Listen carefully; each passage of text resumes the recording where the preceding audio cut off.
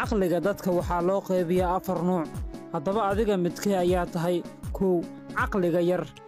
caqliga yar wuxuu ku nool yahay caalam u qaas ah, wuxuuna aad u fahmaa dadka caalamkiisa kula nool. tusaale, caqliga yar wuxuu ku mashquulaa shakhsiyaad sida hebel ayaa saas yiri, hebla ayaa waxaas samaysay, waxaas hebel ayaa sameeyey oo kale ayaan rabaa inaan sameeyo.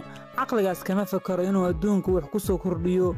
waxa uu ku mashquulaa dadka kale samaantooda ama xumaantooda, ma laha wax soo saar iyo fakar intaas dhaafsan. caqliga dhexdhexaadka ah. caqligan dhexdhexaadka ah wuxuu ku nool yahay caalam la yiraahdo caalamul maadiyaad, wuxuuna ka fakaraa waxyaabaha maadiyaadka ama materialka ah, wuxuuna ka fakaraa sidii uu ka heli lahaa gaari, guri, xaas, caruur, dhar, dahab, cunto, cabitaan iyo wixii la mid ah. 3.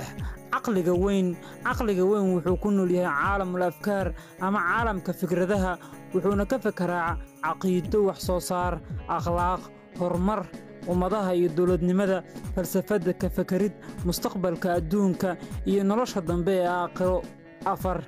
caqli dawaco.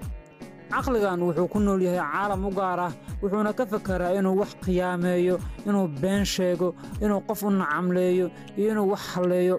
caqliga noocaasa waxaad arkaysaa inuu been sheego iyadoo aysan jirin wax dana ama ujeedda uu ka leeyahay. waxaa laga yaabaa inuu xado wax uusan u baahnayn ama aan anfacayn. sidoo kale waxaa laga yaabaa inuusan ka fakarin wax yar, $1 uu xado oo dhib weyn u keenaya, waxaana indha tiraya damaca iyo caqliga ku jira. adigu midkii ayaa tahay? iska baar intaan caqli.